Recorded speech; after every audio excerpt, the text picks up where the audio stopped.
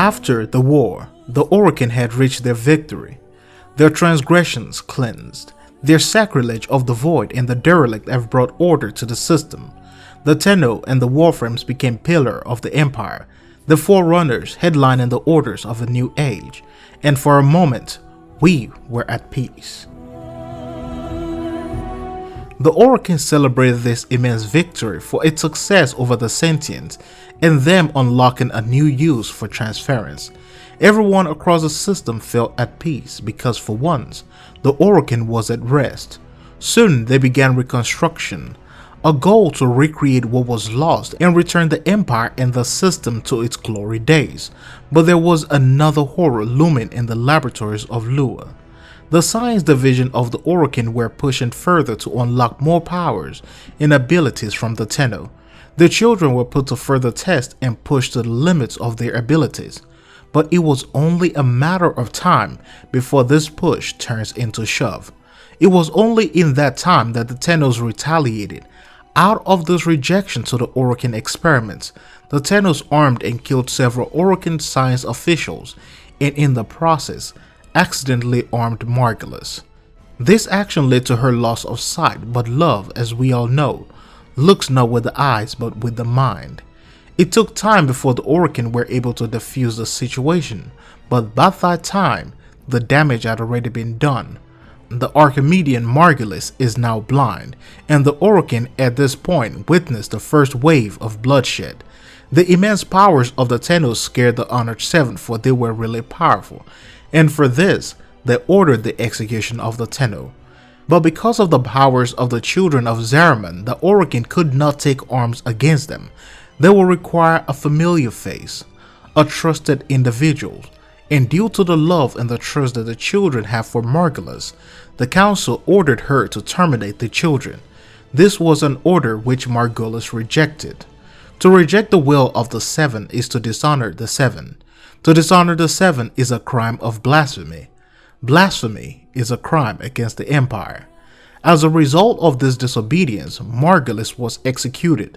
She faced the Jade Light and was burned into the infinite. This, however, was an action kept away from the children of Zariman. But out of the regret and an inability to take arms against the Horokin Irangs, Margulis' lover, Ballas, was filled with hatred towards the Empire.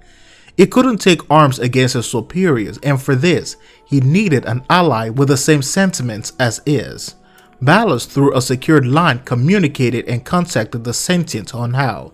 It revealed the secrets of the Orokin, their biggest weakness. If you can take down the Tenno, you can conquer the Orokin.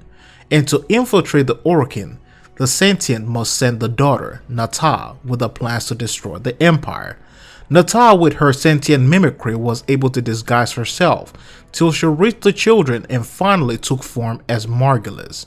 She sowed a seed of hate and destruction into the minds of the children and unleashed them against the Empire.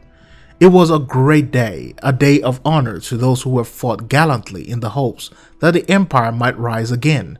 To honor the channel who have charged into the face of battle with their warframes, defeated the sentients and led the Orokin into a victorious warcry. Every child was adored in silk and gold. All the decks stood firm on the rails as the children walked down. The Orokin hymnals began to play, and in the spirit of the horror that binds all together, the Naga drums began. Beat by beat, the Tennos had their plan. The seed had been sown. Now it is just time for germination, the first, all the way to the 10th beat of the Naga drum. These void devils took arms against their Orokin masters. They slaughtered every one of them, and all who saw this action fled Lua. It was a battle for the ages. The moon is left in ruins and now in greater ruin. The Orokin fell, the Dax fell, and the once bright star of the Orokin is eclipsed by a daunting shadow. The halls became covered in blood, and the Tenno wiped the ground with the flow of their oppressors. But all is not over. The sentient's plan was to use the Tenno against the Orokin, and once it is done, Nata must kill the Tenno. This plan, however, was not carried through.